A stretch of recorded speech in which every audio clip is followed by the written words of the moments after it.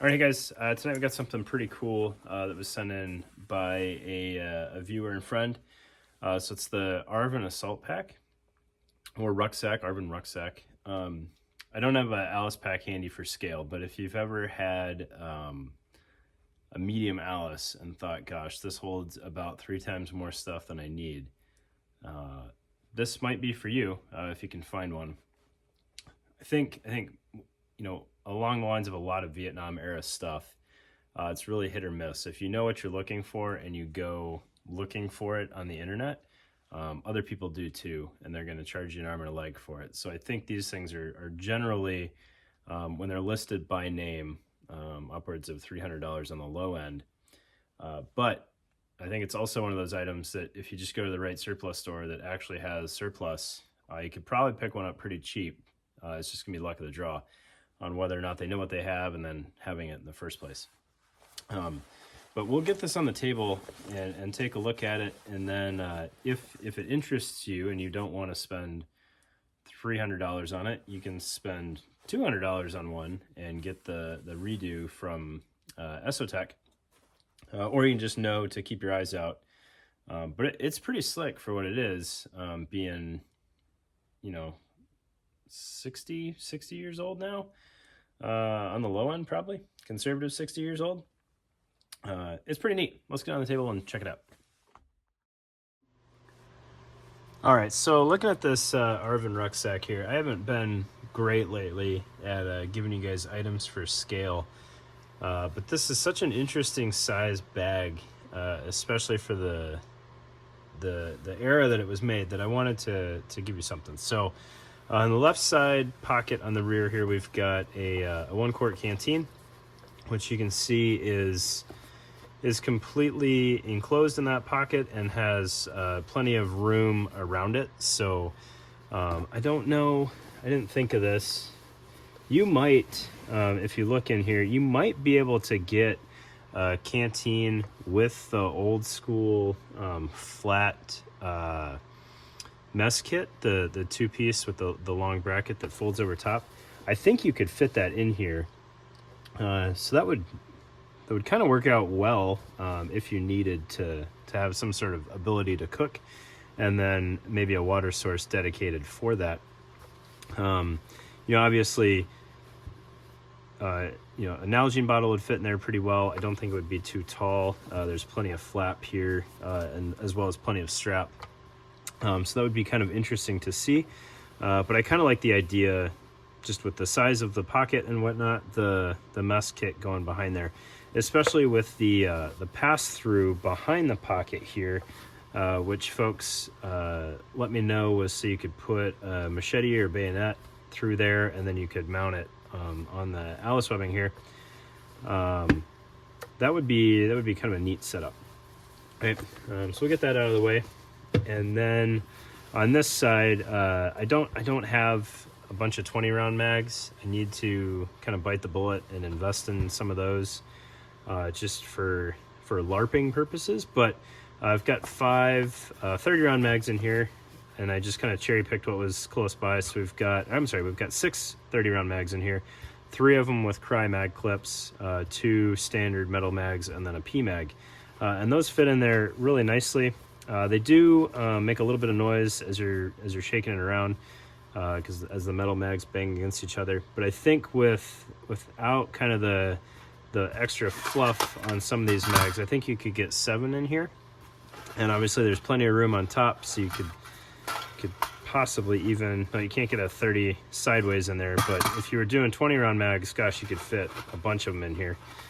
And I think if 20-round mags are what you had, and you had the bandoliers, I think you could probably snake those in there pretty well, to have a good number of mags in there that you could then, withdraw pretty quick and have them ready to carry, if you've got the old, cotton bandolier, or a new version like the Shaw bandolier or something like that. Right, we're mixing genres here. All right, so we'll get those flaps out of the way for now. This one also has the pass-through behind it, and then kind of a reinforced upper lip to the pocket here. which just gives it a little bit of life of its own. Looking at the inside of it, so it does have this storm collar, which allows you to take up a little bit of slack as needed. There's a pretty good amount of room in here. I think you could put, a stack of stripped down MREs in there pretty well, maybe a couple more canteens, maybe some claymores, and change of clothes, and maybe a small sleeping bag, if that was something that you wanted, or a little bedroll. We'll go a little bit more time appropriate, right? So some very light snivel gear, a little bit of sustainment, a little bit more ammo, munitions, and it would fit in there pretty nicely. And then you've got your storm collar here to tidy that up, and you can see that does have the potential to kind of shrink the capacity of it. What's interesting is, you've got the Alice webbing up here to mount stuff for the pass-through there, but the storm collar really has no body of its own. So if you're not using that, like that thing can get to a pretty low profile there. And then you've got your lid here, and I didn't completely undo these straps, but you've got the straps that pass over. What's nice is, and I think I kind of mentioned it on the Esotech one, is I've worked with modern packs that have kind of this strap set up, and I was never a huge fan of it, just because it kind of gets in the way as you're trying to access the pack. But this one, like, there's enough slack, and the way it can kind of slide like that down the lid, you can get your pack all the way open without having to actually undo the straps. You just loosen them all the way. So that's pretty slick there. You do have another chunk of Alice webbing there, which folks were telling me was so you could put your entrenching tool and then secure the handle down in this pass through here, which absolutely makes sense to me. That does seem like it's going to be more of a hassle, getting into the lid. But I think if you just kind of loosen this up down here and then, pop the handle out, you can almost use the weight of the entrenching tool to keep the lid open for you. Looking at the sides, you've got a couple of sideways pass-throughs here where you could lash things onto the side, and then you've got some more Alice mounting. So, if you needed just more water, if you throw a canteen on there or whatever. I'm not going to tell you how to set up your Vietnam era pack. I did not have any access to this, and I admit I didn't do much research on them before I did the Esotech video. But as I go through this, it's pretty interesting how true to form they were while still using modern materials. Looking on the bottom real quick, you do have more lashing points as needed there. I kind of like these compared to kind of the way we do lashing points nowadays. Usually it's molly or a much smaller footprint for the lashing, especially on like civilian packs. But these have a good width to them, and they would allow you to run 1-inch webbing through there, and you're probably not going to get the sensation that you're ripping your mounting point off, because these are so much longer than you typically see, especially if you've got just like a molly footprint. And with them being a little bit longer, it kind of keeps things where you want it a little bit better. So if you had, let's say you had a bedroll hanging down here, and you got it, fairly small poncho and maybe a wool blanket or something like that, or even a lighter blanket, and you could roll it up kind of the size of like the Molly 2 waist bag. The footprint here is big enough that once you kind of secure that, it really doesn't have anywhere to go, because you're close enough to the true diameter of what you're mounting. And then what's really interesting on here is the frame. So this, it's probably not going to come through on video very well, but this is a very short rucksack. And I can show you this. This is roughly an 8.5 by 11 whiteboard here, and I mean it's pretty close to the footprint of that backpack. So it's not going to get in the way of any belt kit that you might have. I know it was made primarily to give to some of the endage forces. But if you're, you know, an American-sized dude using this thing, and you've got your assault pack on, and then you're rocking all the ammo and all the water you can carry, you know, wrapping all the way around the back on your either bar belt or your Alice belt, or whatever true verbiage is time appropriate or period appropriate, you know, it's going to clear all of that unless you're just a crazy short dude. Which is kind of cool, right? Because even some of our current assault pack options get down in the way of belt kit pretty aggressively. All right, so looking at this frame here, and I'm working off of some of the feedback I got from the Esotech video. This is not a waist belt, but it is kind of a tensioner for this frame, and if you really gur this thing down, you can get it to wrap around your torso a little bit. I'm sure it was more pronounced on the Esotech frame, where the frame is made of Tegris as opposed to metal. I think you would really have to fight this thing to get it to curve for you.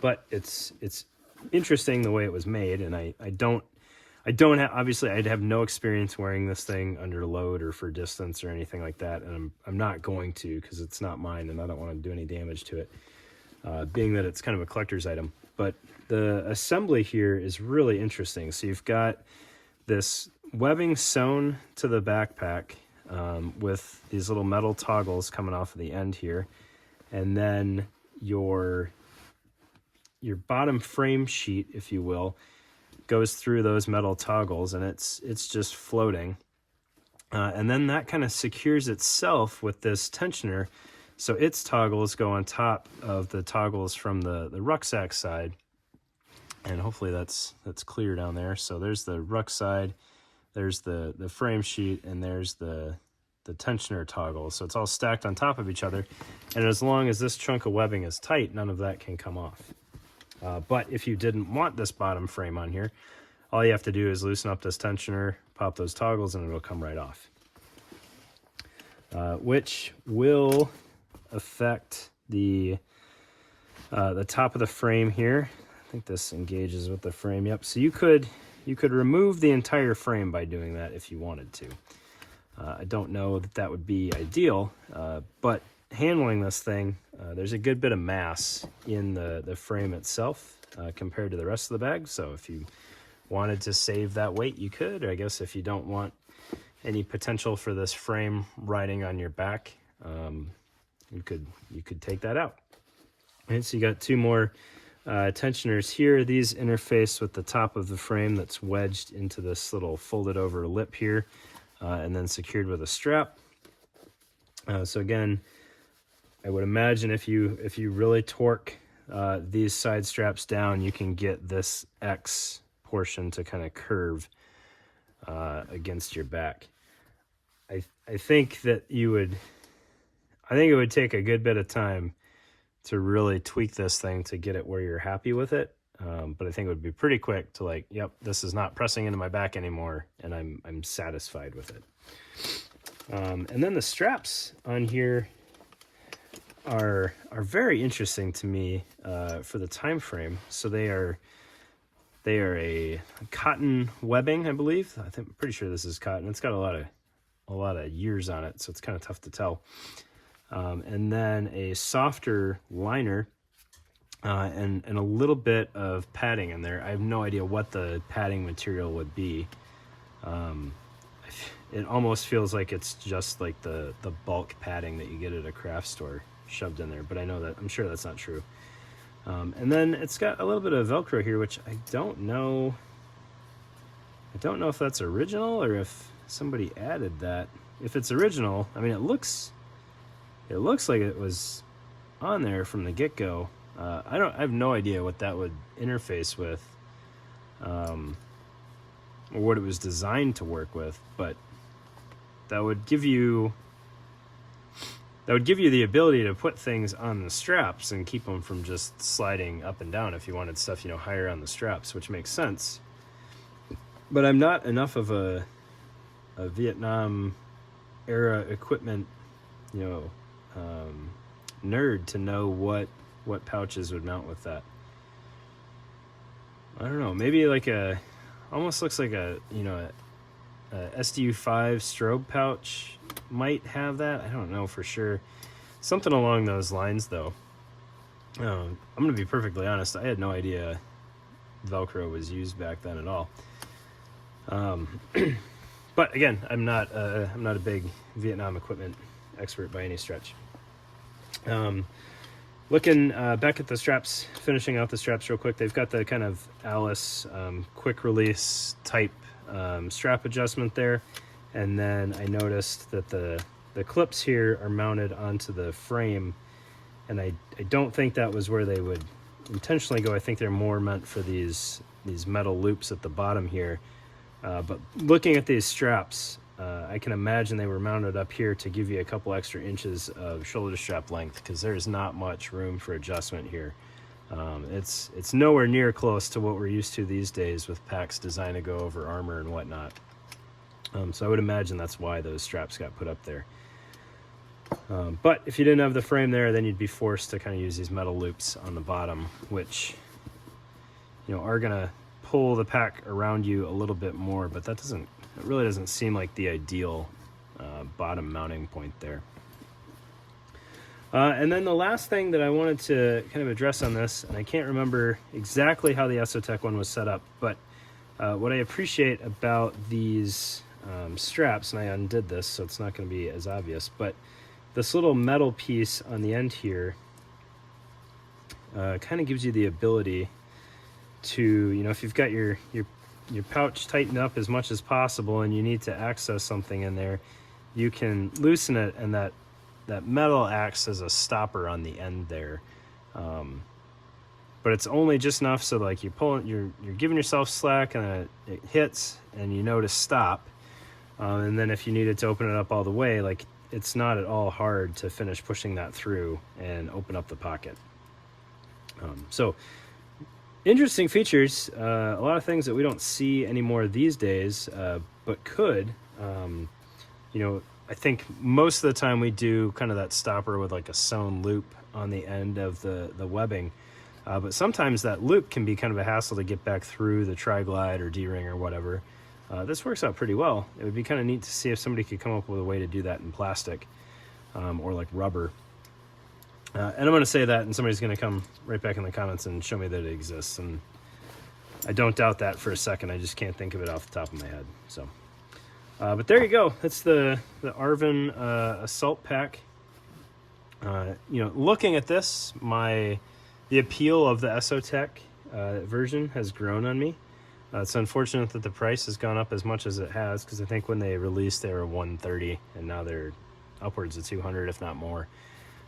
But pretty cool pack, especially for how old it is. And then, you know, somebody's going to come in the comments and let me know about some option that existed in World War II, and I'm happy to explore that as well if somebody's got one. So there you go. There's your missing stitch video, the ARVN Assault Pack.